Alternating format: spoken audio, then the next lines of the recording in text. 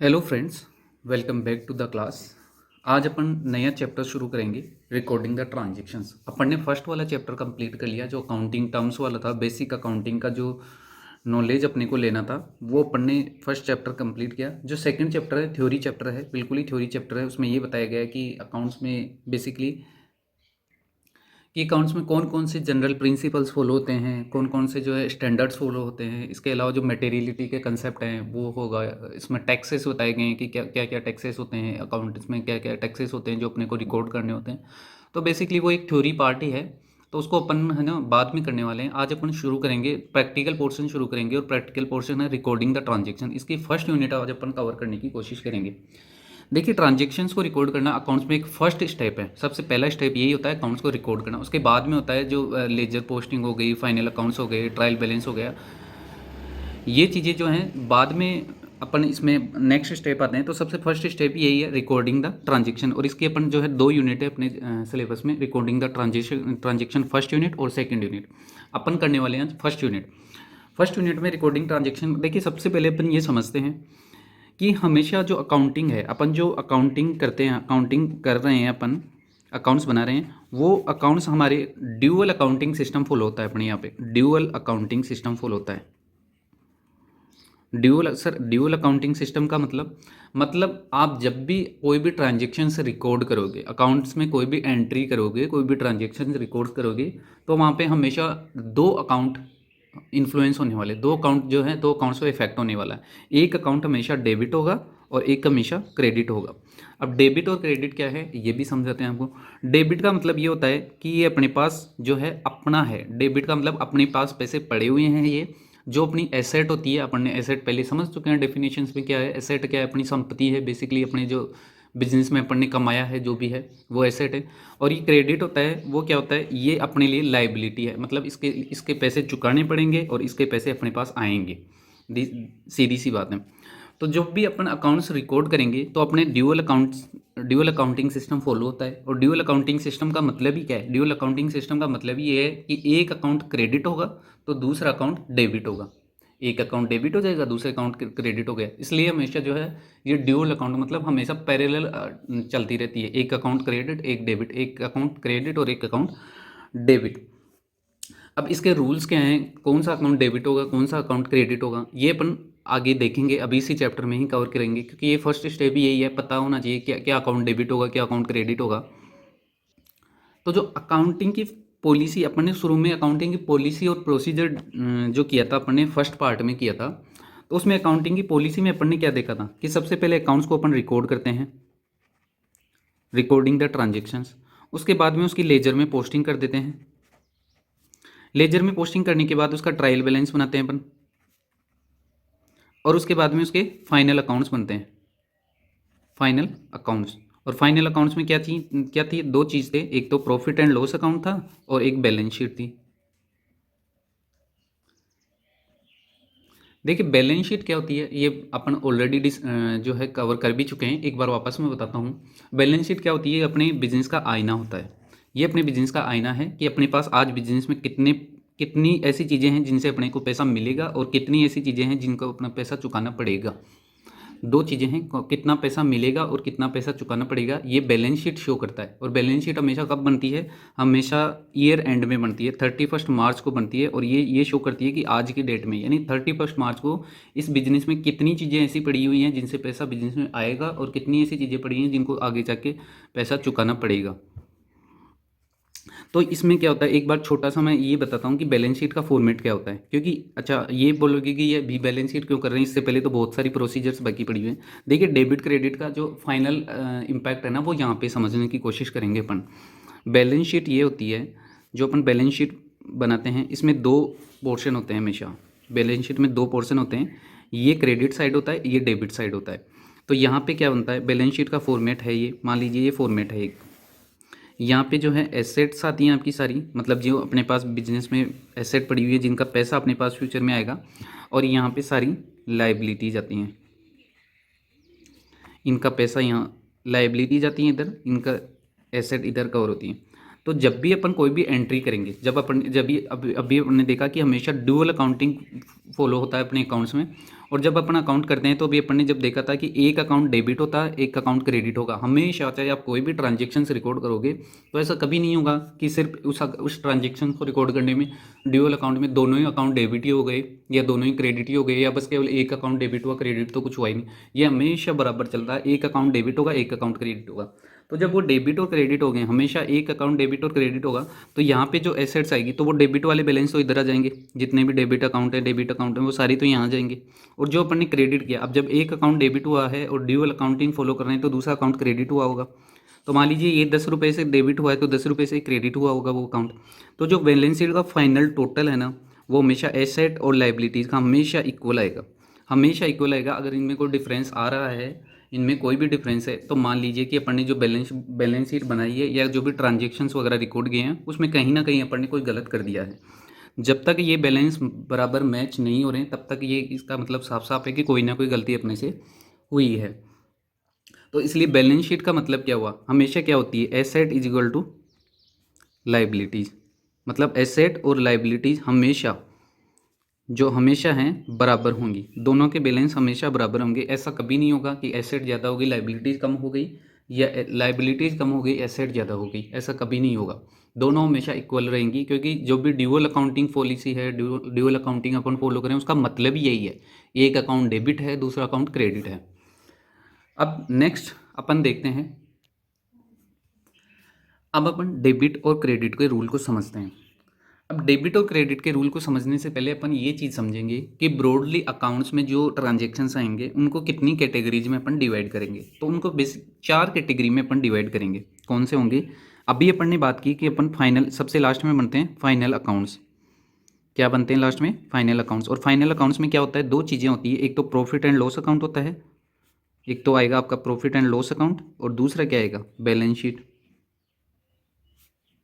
Balance sheet क्या होती है, बिजनेस का आईना है, ये बताती है कि कितनी एसेट हैं और कितनी लाइबिलिटीज है। प्रॉफिट एंड लॉस का मतलब ये है कि अपन ने जो ट्रेडिंग की है, जितना भी सेल परचेज किया उसमें अपने को प्रॉफिट हुआ है या लॉस हुआ है, वो ये चीज़ बताती है। तो अपन ने जो अकाउंट्स बनाने हैं और जो भी ट्रांजेक्शन्स रिकॉर्ड करने हैं उनको 4 कैटेगरी में डिवाइड करेंगे। 2 कैटेगरी यहाँ होगी, 2 कैटेगरी यहाँ होगी। यहाँ क्या है, अभी अपन ने देखा इस साइड जो है लाइबिलिटीज आएंगी और दूसरी साइड आएगी एसेट्स। तो मतलब जो भी ट्रांजेक्शन्स रिकॉर्ड होगा उसमें या तो लाइबिलिटीज होगी या एसेट्स होगी, या फिर ये चीज़ यहाँ पे आएंगी। कोई भी ट्रांजेक्शन इनसे बाहर नहीं जाएगा, उसका लास्ट इम्पैक्ट यहीं पे आएगा, या तो वो प्रॉफिट एंड लॉस में जाके रिकॉर्ड होगा या बैलेंस शीट में जाके रिकॉर्ड होगा। तो यहाँ क्या आएगा बेसिकली, या तो वो एक्सपेंस होगा, खर्चा होगा अपने बिजनेस का, या इनकम हुई होगी, या तो एक्सपेंस हुआ होगा या इनकम हुई होगी, दोनों में से कोई भी एक चीज़। तो अपन 4 कैटेगरीज में डिवाइड कर लिया। जो भी ट्रांजेक्शन्स है या तो एक्सपेंस होगा या इनकम होगा या उससे लाइबिलिटी क्रिएट होने वाली है या उससे एसेट इंक्रीज होने वाली है। तो आप सबसे पहले ये समझिए कि इनके बैलेंसेज कैसे रिफ्लेक्ट होते हैं। तो हमेशा जो एक्सपेंस होता है वो उसका हमेशा डेबिट बैलेंस होता है। उसका कौन सा डेबिट बैलेंस होता है। एसेट होती है उसका हमेशा डेबिट बैलेंस होता है। डीआर का मतलब होता है डेबिट, सीआर का मतलब होता है क्रेडिट।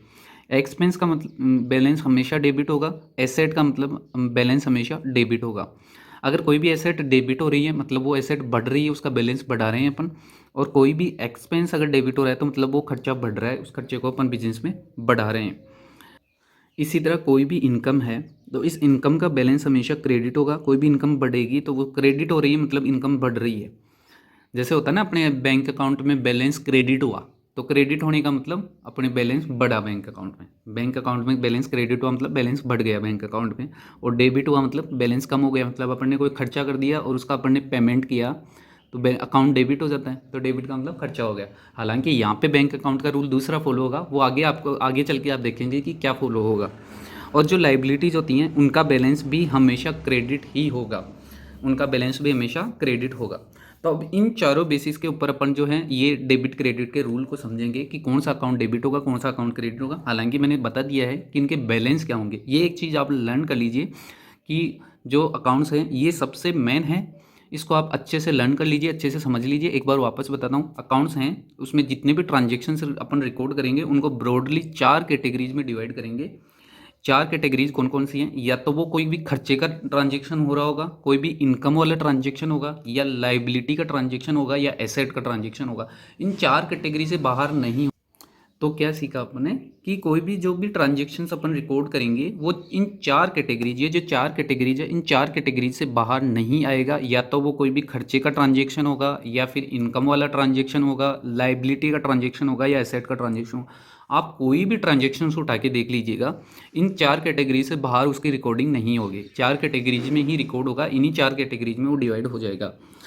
तो इनके बैलेंस जो हैं, आप सबसे पहले तो ये याद रखिएगा कि ये जो कैटेगरीज है वो चार कैटेगरीज में अपन अकाउंट्स को रिकॉर्ड करने वाले हैं। और दूसरा याद रखिएगा कि इनके बैलेंस क्या क्या होते हैं। एक्सपेंस का बैलेंस हमेशा डेबिट होता है, एसेट का बैलेंस डेबिट होता है, और ऐसे ही इनकम का बैलेंस क्रेडिट होता है, और बैलेंस शीट में जो लाइबिलिटीज होती हैं उनका बैलेंस भी क्रेडिट होता है।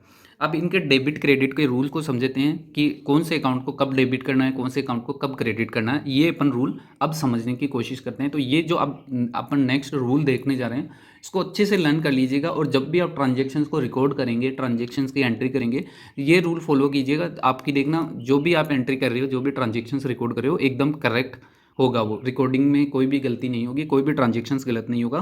तो जो भी डेबिट और क्रेडिट के रूल हैं, जो भी डेबिट और क्रेडिट वाले रूल हैं, आप इनके लिए मैं रूल्स बताने जा रहा हूँ आपको। वो रूल्स याद रखिएगा, और उन रूल्स को फॉलो करते हुए ही अपन जो है सारी एंट्रियाँ करेंगे। उन्हीं रूल्स को फॉलो करते हुए पूरी अकाउंट्स में एंट्री करेंगे, कहीं उस रूल से बाहर एंट्री नहीं होगी। और रूल कोई बहुत लंबा चौड़ा रूल नहीं है, सिर्फ 4 लाइनों का रूल है। 4 लाइन याद करनी है, और बिल्कुल एकदम सिंपल। तभी तो करें ना, अकाउंट्स बिल्कुल सिंपल, आप आराम से समझिए इसको। कुछ भी मुश्किल नहीं है अकाउंट्स में, और बहुत ही इंटरेस्टिंग सब्जेक्ट है।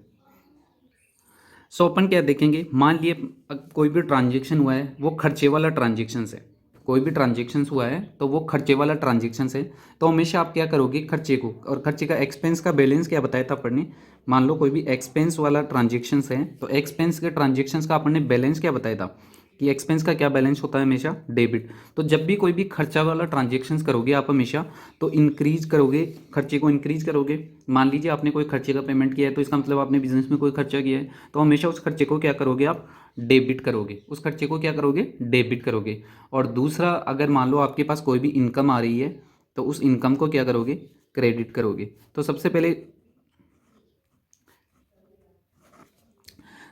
अपन जो डेबिट वाले को डिवाइड कर लेते हैं, और फिर क्रेडिट वाले को डिवाइड कर लेंगे। तो डेबिट कौन कौन से होंगे, एक तो एक्सपेंस डेबिट होगा, और दूसरा क्या होगा, एसेट्स। जो आपकी एसेट्स हैं उनका बैलेंस भी डेबिट होता है, तो उनको भी डिवाइड करेंगे। तो अब अगर अपन बात करें, मैं कहूँ इंक्रीज एसेट या एक्सपेंस, आपकी बिजनेस में या तो एसेट बढ़ रही है या खर्चे बढ़ रहे हैं, तो इनको हमेशा आप क्या करोगे, ड्यूरिंग द ट्रांजेक्शन और रिकॉर्डिंग आप क्या करोगे, आप इनको करने वाले हो डेबिट। आप इनको क्या करोगे, डेबिट। डेबिट का मतलब DR। जब भी एसेट इंक्रीज होगी या खर्चे इंक्रीज होंगे, इनको हमेशा डेबिट करेंगे। और अगर एसेट डिक्रीज हो रही है, मान लो आपने किसी एसेट को सेल कर दिया है, डिक्रीज हो रही है एसेट, या फिर कोई भी एक्सपेंस डिक्रीज हो रहे हैं। सर एक्सपेंस डिक्रीज कैसे हो सकते हैं, आप ये बताइए। एक्सपेंस डिक्रीज कैसे हो सकते हैं, कोई भी खर्चा ऐसा थोड़ी ना है कि अपन ने कोई खर्चा किया और सामने से पैसे मिल गए अपने को, ऐसा नहीं, ऐसे हो ही नहीं सकता। ऐसा होता है, कब होता है, मान लीजिए गलती से अपन ने 100 की जगह 200 रुपये का खर्चा रिकॉर्ड कर दिया, तो वहाँ पे उस 100 रुपये को वापस डिक्रीज करने के लिए उस खर्चे को क्या करोगे, आप क्या करोगे, क्रेडिट। तो ये रूल्स हैं, जो रूल्स आपको अच्छे से याद रखने हैं। जब भी एसेट या खर्चे को इंक्रीज करना होगा तो आप क्या करेंगे, डेबिट। और जब किसी भी एसेट या खर्चे को कम करना होगा, डिक्रीज करना होगा, तो उसको हमेशा करेंगे क्रेडिट। इसी तरह क्रेडिट पार्ट देखते हैं। जब भी आपको क्रेडिट पार्ट देखेंगे, जब भी अपने को क्रेडिट में किस किस चीज़ों के बैलेंस क्रेडिट होते हैं, एक तो इनकम वाला बैलेंस जो है हमेशा क्रेडिट होगा, और एक लाइबिलिटी जो है आपकी, लाइबिलिटी जितनी भी होगी उनका बैलेंस हमेशा क्रेडिट होगा। तो जब भी बिजनेस में कोई इनकम, या इनकम को दूसरा अपन बोल सकते हैं रेवेन्यू, बिजनेस में जो भी पैसा आ रहा है, इनकम आ रही है, रेवेन्यू आ रहा है, तो जब भी इनकम को अपन इंक्रीज करेंगे, इंक्रीज इनकम या फिर लाइबिलिटी, जब भी आपकी लाइबिलिटी या इनकम इंक्रीज हो रही है, तो ऑलवेज क्या करोगे, आप इसको क्रेडिट करोगे, क्योंकि इसका बैलेंस क्या है, क्रेडिट है। तो उनको क्या करेंगे, अपन क्रेडिट करेंगे। और जब भी डिक्रीज होगा, डिक्रीज इनकम या लाइबिलिटी, तो इसको हमेशा क्या करोगे आप, डेबिट करोगे, क्योंकि इनका बैलेंस हमेशा क्या होता है, क्रेडिट होता है। और जब भी क्रेडिट बैलेंस को अगर आपने डेबिट किया है तो इसका मतलब उसको आपने कम कर दिया है, डिक्रीज कर दिया। तो ये अकाउंट्स का एक सबसे बेसिक रूल है। जब भी ट्रांजेक्शन्स रिकॉर्ड करेंगे ये 4 रूल्स फॉलो होंगे। जब भी एसेट या एक्सपेंसेज इंक्रीज हो रहे हैं तो आप उनको डेबिट करोगे। जब भी एसेट या एक्सपेंसेज कम हो रहे हैं, बिजनेस में से बाहर जा रहे हैं, कम हो रहे हैं, तो उनको आप क्रेडिट करोगे। जैसे ही कोई इनकम अपने पास इनकम आएगी या कोई भी लाइबिलिटी इंक्रीज हो जाएगी तो आप उनको क्रेडिट करोगे, क्योंकि उनका बैलेंस क्रेडिट है। जैसे मान लो 100 रुपये ऑलरेडी उनके अकाउंट में पड़े हुए हैं लाइबिलिटी के नाम से, और जैसे ही अपन ने 100 रुपये और क्रेडिट किए तो वो लाइबिलिटी 200 हो जाएगी ऑटोमेटिकली, क्योंकि उनका बैलेंस हमेशा क्रेडिट होता है। तो इस क्रेडिट बैलेंस को और क्रेडिट कर देंगे, मतलब इंक्रीज कर देंगे। तो जैसे ही इनकम या कोई भी लाइबिलिटी इंक्रीज होती है तो आप उनको कम इंक्रीज करेंगे, और जब भी कोई भी लाइबिलिटी या इनकम कम होती है, डिक्रीज होती है, तो उसको डेबिट कर देंगे अपन। तो ये 4 ही लाइनों के रूल हैं, इससे बाहर कुछ भी नहीं होगा। इसी के ये चारों रूल्स फॉलो करके ही अपन अकाउंट्स में ट्रांजेक्शन्स रिकॉर्ड करने वाले हैं, और आप देखेंगे कि सारे इसी के थ्रू ही रिकॉर्ड हो जाएंगे। कोई नया रूल नहीं लगाना है, कोई भी नई चीज़ नहीं सीखनी है अपने को, बस ये 4 छोटे से रूल रखने हैं। सबसे पहले तो ये याद रखेंगे, 2 चीज़ें मेन बताइए मैंने क्या याद रखनी है। सबसे पहले क्या, कि जो भी ट्रांजेक्शन्स रिकॉर्ड करेंगे उनको 4 कैटेगरीज में डिवाइड करेंगे। 4 कैटेगरीज में डिवाइड, वो 4 कैटेगरीज कौन सी होंगी, expense, income, asset, liability. 4 category में कोई भी ट्रांजेक्शन्स रिकॉर्ड होगा, 4 ही कैटेगरीज में डिवाइड होगा। 4 कैटेगरीज कौन कौन सी है, एक्सपेंस, इनकम, लाइबिलिटी और एसेट। और जो इनका बैलेंस है वो याद रखना है। क्या बैलेंस होता है हमेशा, एसेट और एक्सपेंसेस का बैलेंस क्या होता है, हमेशा डेबिट होता है, और इनकम और लाइबिलिटी का बैलेंस क्या होता है, हमेशा क्रेडिट होता है। तो जो क्रेडिट है उसको बढ़ाने के लिए और क्रेडिट कर दो, जो डेबिट बैलेंस वाला है उसको बढ़ाने के लिए और डेबिट कर दो। जो जिनका बैलेंस डेबिट है उनको अगर कम करना है तो क्रेडिट कर दो, और जो जिनका बैलेंस क्रेडिट है उनको कम करना है तो डेबिट कर दो। तो क्या रूल फॉलो करेंगे, अगर एसेट और एक्सपेंसेस, डेबिट बैलेंस कौन से वाले हैं, एसेट हो गया और एक्सपेंस, इन दोनों को अपन को इंक्रीज करना है तो क्या करेंगे, हमेशा डेबिट कर देंगे। इंक्रीज करना है तो डेबिट कर देंगे, और जो एसेट और एक्सपेंसेस इनका बैलेंस क्या होता है, डेबिट, और इंक्रीज करना हो तो रिवर्स कर देंगे, मतलब जब भी डिक्रीज करना होगा तो रिवर्स कर देंगे, और जो रिवर्स करेंगे तो क्या करेंगे, क्रेडिट कर देंगे। ऐसे ही इनकम और लाइबिलिटी का बैलेंस क्या होता है, हमेशा क्रेडिट होता है, और क्रेडिट को इंक्रीज करना है, इनकम और लाइबिलिटी को इंक्रीज करना है तो उनको और क्रेडिट कर देंगे, मतलब इनका जो भी रिकॉर्डिंग करेंगे ट्रांजेक्शन्स में उनको क्रेडिट कर देंगे तो इनके बैलेंसेज इंक्रीज हो जाएंगे। और दूसरा, अगर इनको आप जो इनकम और लाइबिलिटीज़ का बैलेंस होता है वो क्रेडिट होता है, और इनको अगर मान लो रिवर्स करना है, कम करना है, तो इनको इनके अकाउंट को क्या कर देंगे, अपन डेबिट कर देंगे।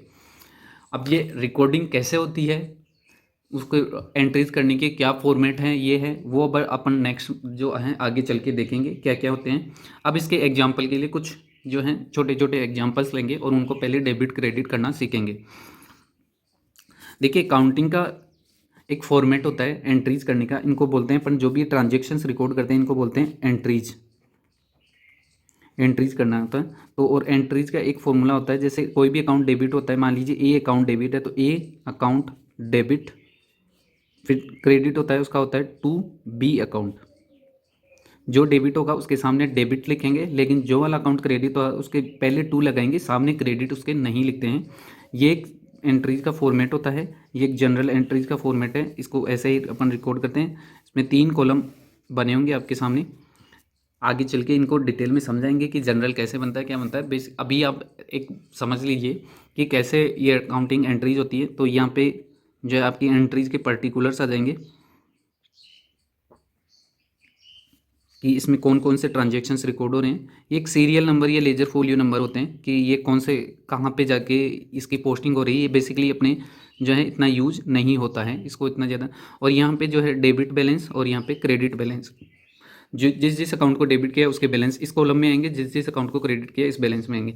मान लीजिए अपन ने ये एंट्री की, A account debit to B account, A account debit to B account, तो मतलब डेबिट किस अकाउंट को किया, ए को। और मान लीजिए इस ट्रांजेक्शन्स का जो अमाउंट है वो 10,000 रुपये है, तो जो डेबिट है उसका बैलेंस यहाँ आ जाएगा, और जो क्रेडिट है उसका बैलेंस क्रेडिट साइड आ जाएगा। जो क्रेडिट वाला अकाउंट है उसका बैलेंस क्रेडिट साइड, जो डेबिट वाला अकाउंट है उसका बैलेंस डेबिट साइड। अब अपन कुछ छोटे छोटे एग्जांपल्स देखेंगे, छोटे छोटे एग्जांपल्स लेंगे और उनको जो है रिकॉर्ड करने की कोशिश करेंगे। एक खर्चे का एक एसेट का, एक लाइबिलिटी का और एक इनकम का। चार अपन ट्रांजेक्शन्स पकड़ते हैं और चारों को रिकॉर्ड करते हैं। अपना जो ये रूल है, इस रूल को फॉलो करते हुए इसको रिकॉर्ड करने की कोशिश करते हैं। तो कुछ एक्सपेंसेज हैं। मान लीजिए पहली एंट्री है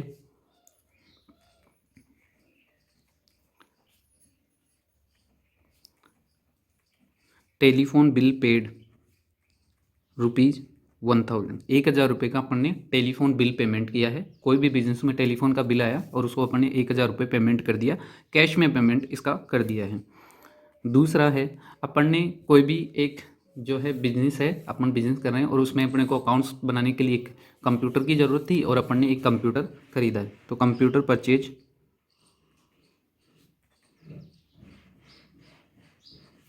कितने रुपए का, मान लीजिए जो आपने लैपटॉप खरीदा है, कंप्यूटर खरीदा है, 30,000 का आपने खरीदा है। तो एक एक्सपेंस का हुआ, एक एसेट का। अब अपन पकड़ते हैं एक इनकम और एक लाइबिलिटी वाला। तीसरा एग्जांपल पकड़ते हैं इनकम। इनकम आई है कोई भी, मान लीजिए अपन ने जो है कहीं पे पैसा दिया है, बैंक में पैसा जमा करवा रखा है और बैंक में जब पैसा जमा करवाते हैं तो उस पर अपन को ब्याज मिलता है। कोई भी एफडी है या जो अकाउंट बैलेंस है उस पर ब्याज मिलता है। तो जो अपने को इंटरेस्ट मिला है, ब्याज अपने बैंक अकाउंट में इंटरेस्ट क्रेडिट हुआ है, इंटरेस्ट क्रेडिटेड कितना, मान लीजिए 2000 रुपये का इंटरेस्ट अपने को अकाउंट में क्रेडिट हुआ है। और ऐसे ही कोई लाइबिलिटी क्रिएट हुई है। लाइबिलिटी कैसे क्रिएट होती है, लाइबिलिटी का क्या एग्जांपल पकड़ेंगे अपन। लाइबिलिटीज़ के लिए मान लेते हैं अपन ने एक बैंक में लोन लिया है, बैंक लोन टेकन वर्थ ₹1,00,000। 1,00,000 रुपये का अपन ने लोन लिया है। अपने को किसी काम के बिजनेस के लिए लोन की ज़रूरत थी और अपन ने 1,00,000 रुपये का लोन जो है अपन ने लिया है। तो अब जो ये चारों एंट्रियां हैं, चारों अपन ने ये एग्जांपल देखे हैं, इन चारों को अपन अपना जो बेसिक रूल है, अकाउंटिंग के जो बेसिक रूल देखे हैं, इसी रूल का यूज करके ही अपन रिकॉर्डिंग करने वाले हैं, इन ट्रांजेक्शन्स को रिकॉर्ड करने वाले हैं। तो आइए सब इनको एक एक करके रिकॉर्ड करने की कोशिश करते हैं अपन। तो सबसे पहले अपन क्या करेंगे, एक जनरल फॉर्मेट बनाएंगे। जो एंट्रीज रिकॉर्ड होती हैं वो हमेशा जर्नल में होती हैं। जर्नल जो बुक्स हैं उसका नाम है जर्नल। जर्नल में रिकॉर्ड होंगी। इसका फॉर्मेट अपन ने देखा अभी, एक आएगा पर्टिकुलर्स, फिर इसमें 3 कॉलम होते हैं बेसिकली आगे, एक क्रेडिट अमाउंट, एक डेबिट अमाउंट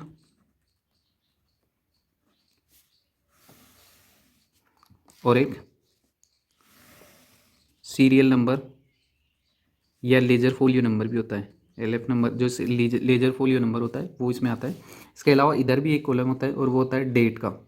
कौन से डेट को अपन ये ट्रांजेक्शन्स रिकॉर्ड कर रहे हैं, ये वाला डेट का कॉलम भी इसमें काउंट होगा। सो अब सबसे पहला ट्रांजेक्शन था टेलीफोन बिल पेड ₹1,000। अपन ने सबसे पहले वाला ट्रांजेक्शन क्या था, टेलीफोन का बिल पेमेंट किया है और कितने रुपए का पेमेंट किया है, 1,000 रुपये का। तो क्या हुआ, खर्चा हुआ है और खर्चे का बैलेंस क्या होता है, डेबिट। तो अपन रिकॉर्ड करने वाले खर्चा किस नाम से खर्चा किया अपन ने, टेलीफोन एक्सपेंस, टेलीफोन एक्सपेंसेज या टेलीफोन बिल, जो भी अपन जिस नाम से इसको बिजनेस में रिकॉर्ड कर रहे हैं वो यहाँ पे नाम इसमें नोट करेंगे, टेलीफोन एक्सपेंस अकाउंट डेबिट। क्योंकि खर्चा हुआ है और खर्चे का बैलेंस हमेशा क्या होता है, डेबिट होता है। तो telephone expenses account debit to credit किस अकाउंट को करेंगे, भैया क्या कम हुआ है, कौन सी चीज़ ऐसी है जो कम हो गई, क्या कोई लाइबिलिटी इंक्रीज हुई है, इससे कोई भी लाइबिलिटी इंक्रीज नहीं हुई, एक एसेट कम हो गई है। क्या हो गया, अपन ने कैश में पेमेंट कर दिया, पैसे चुकाए इसके, तो अपने बिजनेस में जो भी कैश पड़ा था तो वो कैश कम हो गया, यानी एसेट कम हो गई। कैश क्या होती है, हमेशा एसेट होती है, और कैश कम हो गया, एसेट कम हो गई। तो जब एसेट कम होती है तो एसेट को क्या कर देते हैं, क्रेडिट। तो कौन सी एसेट कम हुई है, cash account to cash account. जो भी बिल पेमेंट किया, खर्चा पेमेंट किया, तो उस खर्चे को अपन ने किया debit, telephone expense account debit to cash account. क्यों किया डेबिट, क्योंकि खर्चा था और खर्चे का बैलेंस हमेशा डेबिट होता है। और इस डेबिट का मतलब खर्चा अपने बिजनेस में और बढ़ गया है, टेलीफोन का बिल अपन ने पेमेंट किया है तो खर्चा बढ़ा है, इसलिए इसको डेबिट में किया। और जब टेलीफोन का बिल का पेमेंट किया तो अपने जेब से जो है, बिजनेस में से जो है, पॉकेट से कैश कम हो गया, अपन ने कैश में पेमेंट किया, कैश कम हो गया, और कैश अपनी एसेट है। तो एसेट जब कम होती है तो उसको करते हैं अपन क्रेडिट। तो telephone expenses account debit to cash account कितने रुपए से, ₹1000 से, तो डेबिट जो अकाउंट हुआ है उसको डेबिट कॉलम में, और जो अकाउंट क्रेडिट हुआ है उसका अमाउंट क्रेडिट वाले कॉलम में। इसके बाद में इसकी यहाँ पे नरेशन भी लिखते हैं कि क्या किया है, ये हालांकि बाद में सिखाएंगे, अभी मैं लिख के बताऊँ। Being telephone bill paid in cash. इससे अपने को पता लग जाता है कि ये एंट्री किस वजह से की है। टेलीफोन बिल पेमेंट किया अपन ने, जो कैश में पेमेंट किया है, इसलिए टेलीफोन का डेबिट हो गया और कैश का क्रेडिट हो गया। ये था पहले वाला ट्रांजेक्शन्स। अब अपन ट्रांजेक्शन्स रिकॉर्ड कर रहे हैं दूसरे वाला ट्रांजेक्शन्स। और दूसरा क्या था, एक एसेट खरीदी अपन ने। क्या एसेट खरीदी थी? कंप्यूटर परचेज किया था 30,000 रुपये का। क्या परचेज किया था? कंप्यूटर परचेज किया था 30,000 रुपये का। तो भैया अब अपन ने कंप्यूटर परचेज किया, तो अपने बिजनेस में क्या इंक्रीज हो गया? एक कंप्यूटर ऐड हो गया, जितनी भी पहले एसेट पड़ी हुई थी तो उसमें से एक जो है एसेट और बढ़ गई है। और वो कौन सी एसेट बढ़ी है? कंप्यूटर। कंप्यूटर बढ़ा है, एसेट है, और एसेट का बैलेंस हमेशा डेबिट होता है। और जब एसेट इंक्रीज हो रही है तो डेबिट को और डेबिट कर देंगे अपन। तो क्या अकाउंट डेबिट करेंगे? Computer account debit. कंप्यूटर के अकाउंट को डेबिट करेंगे। क्यों करेंगे डेबिट? क्योंकि एसेट है, एसेट इंक्रीज हो रही है, और एसेट का बैलेंस हमेशा डेबिट होता है। और जब भी एसेट को इंक्रीज करना हुआ, अपन ने देखा था, जब भी एसेट इंक्रीज होती है उसको अपन हमेशा डेबिट करते हैं। तो जो ये कंप्यूटर का अकाउंट है ये डेबिट हो गया। अब क्रेडिट किसको करेंगे? क्या चीज़ क्रेडिट होगी? तो वही जो ऊपर वाले में रूल फॉलो हुआ था वही यहाँ पे हुआ। कंप्यूटर अपन ने खरीदा, उसका पेमेंट किया, पेमेंट कम किया तो अपने बिजनेस में से कैश कम हो गया। अपन ने कैश में पेमेंट किया और कैश कम हो गया, यानी अपनी एसेट कम हो गई है। और जब एसेट कम हुई है तो उस एसेट को अपन क्रेडिट कर देंगे टू कैश अकाउंट। जो एसेट कम हुई है उस कैश को कम कर देंगे, क्रेडिट कर देंगे। एसेट का बैलेंस डेबिट होता है, एसेट कम हुई है इसलिए एसेट को क्रेडिट कर दिया। यहाँ एसेट का बैलेंस डेबिट होता है, कोई भी एसेट बिजनेस में बढ़ी है तो उसको अपन ने डेबिट कर दिया। अब इसका अमाउंट जो है रिकॉर्ड कर देंगे। 30,000 रुपये का अपने को लैपटॉप या कंप्यूटर अपन ने जो है परचेज किया है। नरेशन इसकी डालेंगे, being computer purchased in cash. जो है अपन ने कैश में एक कंप्यूटर परचेज कर लिया है। अब नेक्स्ट जो ट्रांजेक्शन था वो नेक्स्ट क्या था अपने यहाँ? एक इनकम वाला ट्रांजेक्शन था। और ये इनकम का ट्रांजेक्शन्स क्या था? अपने को बैंक में अपन ने कोई भी पैसे वगैरह जमा करवा रखे थे और उस पर अपने को इंटरेस्ट मिला है 2,000 रुपये का। कोई भी इंटरेस्ट है, बैंक में इंटरेस्ट क्रेडिट हुआ है, तो क्रेडिट हुआ है से तो इसका मतलब अपने बिजनेस में जो है इनकम आई है, अपने पास इनकम आई है, ब्याज का पैसा आया है। तो उस इंटरेस्ट का पैसा आया है, इसको अपन रिकॉर्ड करेंगे।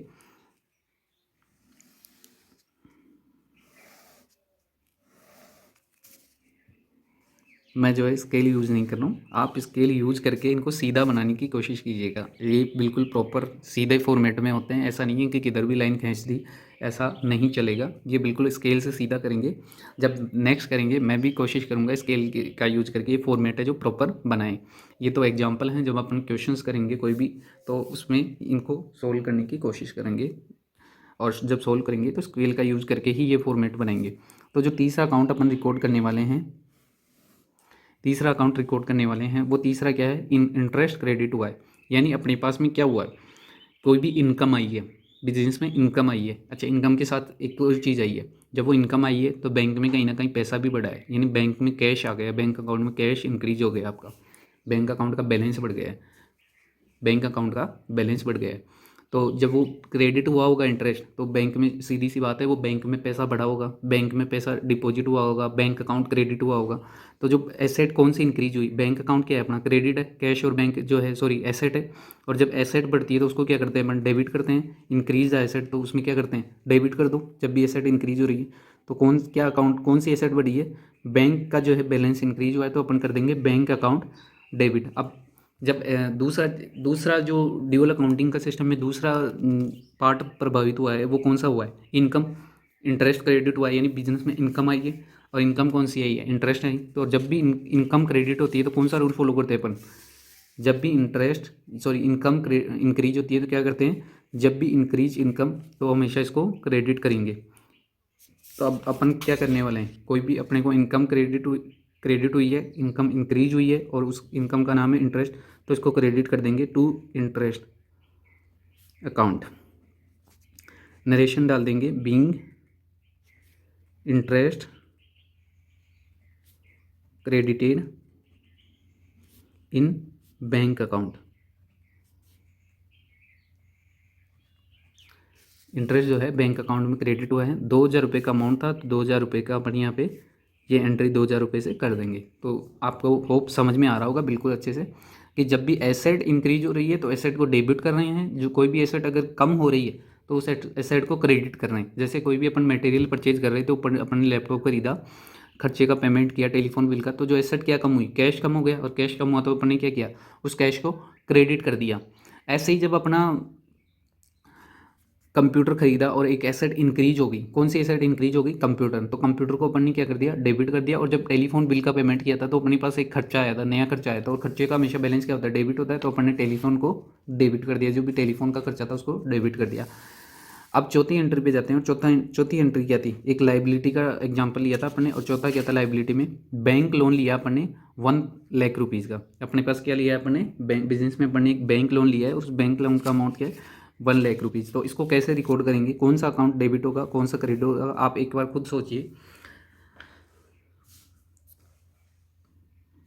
दो चीज़ें अपने पास आई है, एक आया अपने पास बैंक लोन, बैंक लोन आया अपने पास 1,00,000 रुपये का। आज अपन ने बैंक लोन लिया तो क्या आ गया अपने पास, इस बैंक लोन का जो है पैसा अपने पास आ गया, यानी अपने पास एक कैश, या मैं बात करूँ तो बैंक में ये पैसा क्रेडिट हुआ होगा जो अकाउंट में है, कैश में आया होगा या तो, या बैंक में अकाउंट में क्रेडिट हो गया होगा, ये जैसे भी आया होगा अपने पास पैसा आया है लोन का। तो अपने पास एक तो कैश या बैंक जो है इंक्रीज हो गया है 1,00,000 रुपये से, वो बढ़ गया है अपने पास। लेकिन इसके साथ साथ सर इसमें तो और कोई दूसरा तो ट्रांजेक्शन हुआ ही नहीं है, दूसरा अकाउंट तो कोई जो है यहाँ पे ड्यूअल अकाउंटिंग की जब भी बात हो रही थी कि ड्यूअल अकाउंटिंग फॉलो होती है, तो यहाँ पे दूसरा कोई भी जो है फैक्टर, यहाँ पे कोई भी इंक्रीज और डिक्रीज नहीं हुआ है, सिर्फ कैश आया है, बैंक का लोन अपन ने लिया है और अपने पास कैश या बैंक का अकाउंट जो है इंक्रीज हो गया है, गया कुछ भी नहीं है अपने यहाँ से, बिजनेस में से कुछ भी नहीं गया। हर बार तो क्या हो रहा था, कैश जा रहा था, कैश जा रहा था, कैश जा रहा था, इस बार कुछ भी नहीं हुआ है। तो जो कैश में पैसा आया उसको तो डेबिट कर देंगे, क्योंकि कैश या बैंक का जो बैलेंस है इंक्रीज हो गया है, और जब भी एसेट इंक्रीज होती है तो उसको डेबिट कर दें। अब क्रेडिट किसको करेंगे, इसका मतलब ये अकाउंटिंग रूल यहाँ पे फेल हो रहा है, नहीं, क्रेडिट करेंगे ये बैंक लोन। क्यों, क्योंकि ये बैंक लोन अपने को फ्यूचर में चुकाना है, ये बैंक लोन अपन ने बैंक से पैसे ले लिए और बैंक लोन फ्यूचर में चुकाना है, तो ये अपने ऊपर लाइबिलिटी क्रिएट हो गई है, यानी फ्यूचर में इनको पेमेंट करना है। और लाइबिलिटी की डेफिनेशन क्या देखी थी अपन ने, कि मतलब ऐसी कोई भी चीज़ जिनको आगे चल के अपने ऊपर उनको चुकाने का ओब्लिगेशन है, लाइबिलिटी है उनको चुकाने का, उसको लाइबिलिटी के रूप में रिकॉर्ड करते हैं। अब बैंक लोन आज अपन ने लिया है, इसको साल 2 साल 4 साल 5 साल बाद जितना भी इसमें कॉन्ट्रैक्ट में जो इसकी टर्म होगी उसके हिसाब से इसको चुकाना पड़ेगा। तो अपने पास क्या होगी, बिजनेस में क्या इंक्रीज हो गई, एक लाइबिलिटी बढ़ गई, पैसा चुकाना पड़ेगा, आज नहीं तो कल, कल नहीं तो परसों, मतलब साल 2 साल 5 साल बाद जब भी ये बैंक लोन के पेमेंट का टाइम होगा, जब भी ये मेच्योर होगा लोन, तब इस लोन का पेमेंट अपने को करना पड़ेगा। तो अब यहाँ पे वापस वही ड्यूअल फैक्टर हो गया, आज अपना इंक्रीज क्या हुआ है, एसेट इंक्रीज हो गई, क्या कैश या बैंक का बैलेंस इंक्रीज हुआ, मतलब एसेट इंक्रीज हो गई, और एक बैंक लोन का लाइबिलिटी अपने ऊपर आ गई है जिसका अपने को फ्यूचर में चल के पेमेंट करना है। तो अपने को जो बैंक लोन का लाइबिलिटी क्रिएट हुआ है उसका पेमेंट आगे चल के करना है, तो एक लाइबिलिटी अपने साथ में क्रेडिट हो गई है, यानी खड़ी हो गई है। तो अब इसकी रिकॉर्डिंग कैसे करेंगे, सबसे पहले तो जो डेबिट हुआ है, डेबिट क्या हुआ है, कैश या बैंक, क्योंकि एसेट आई है और एसेट आई है तो उसका बैलेंस हमेशा डेबिट होता है, जो एसेट इंक्रीज हुई तो डेबिट कर दो। अब या तो वो कैश में आया होगा तो कैश में कर दीजिए आप, या अगर बैंक अकाउंट में अपना लोन क्रेडिट हुआ तो बैंक अकाउंट में कर दीजिए। ये चूंकि इंक्रीज हुआ है तो आप इनको डेबिट कर देंगे। साथ ही एक लाइबिलिटी अपने साथ क्रिएट हो गई है जिनका इन फ्यूचर अपने को पेमेंट करना पड़ेगा। तो टू बैंक लोन, एक बैंक लोन के नाम से अपने पास एक लाइबिलिटी आ गई है और उस लाइबिलिटी का इन फ्यूचर अपने को पेमेंट करना पड़ेगा, इसलिए उस लाइबिलिटी को अपन ने रिकॉर्ड कर लिया है। और जब लाइबिलिटी इंक्रीज होती है तो उसको हमेशा क्रेडिट करते हैं, इसलिए इसको क्रेडिट में डाल दिया। कितने रुपए का, 1,00,000 रुपये का, कितने रुपए का, 1,00,000 रुपये का। इसकी नरेशन क्या डालेंगे, बीइंग लोन टेकन फ्रॉम, अब आप जिस भी बैंक है, जो भी बैंक है उसका बैंक का नाम डाल के उस बैंक को यहाँ पे शो कर देंगे कि इस बैंक से अपन ने एक लोन लिया है, बिजनेस लोन है, करंट लोन है, जो भी आपका है उसको आप इसमें शो कर देंगे। तो जो अकाउंटिंग रूल्स, जो अकाउंटिंग प्रिंसिपल्स थे, 4 ही लाइन का अकाउंटिंग रूल देखा था। जब भी एसेट या खर्चा, कोई भी एक्सपेंस इंक्रीज होगा तो उसको आप जो है डेबिट कर दोगे, और जब भी कोई भी एसेट या खर्चा कम होगा गिरेगा, बिजनेस से जाएगा, तो उसको आप क्रेडिट कर दोगे। ऐसे ही सेम यहाँ पे रूल अपन ने फॉलो किया था कि जब भी कोई इनकम या लायबिलिटी इंक्रीज होगी तो इनका बैलेंस क्रेडिट होता है, तो इनको और क्रेडिट कर देंगे हम। और जब भी इनका कोई भी इनमें डिक्रीज होगा, इनकम या लायबिलिटी में डिक्रीज होगा, तो इनका चूँकि बैलेंस तो क्रेडिट होता है, तो इनको रिवर्स कर देंगे, यानी डेबिट कर देंगे। तो डेबिट करते ही वो ऑटोमेटिकली उसका रिवर्स इम्पैक्ट आएगा, यानी वो कम हो जाएगा। और इन्हीं 4 रूल्स को फॉलो करके अपन ने ये जो है ये 4 अपन ने एंट्री करने की कोशिश की। ये एक एंट्री अपन ने की थी, टेलीफोन बिल का पेमेंट किया, कंप्यूटर परचेज किया, इंटरेस्ट क्रेडिट किया, बैंक लोन लिया। ये चारों एंट्रियाँ अपन ने इन्हीं रूल्स का फॉलो करते हुए करने की कोशिश की। आप इनको अच्छे से समझिए, 2 बार रिवाइज कीजिए और इन एंट्रीज को खुद भी करने की कोशिश कीजिए कि कौन कौन सी एंट्री किस किस बेसिस पे की गई है। जब टेलीफोन का बिल हुआ तो जब भी एक्सपेंस या एसेट इंक्रीज हुई अपन ने उसको डेबिट किया, जब भी एसेट या एक्सपेंस से कोई भी कम हुआ है तो उसको अपन ने क्रेडिट किया, उन्हीं रूल्स को फॉलो करके।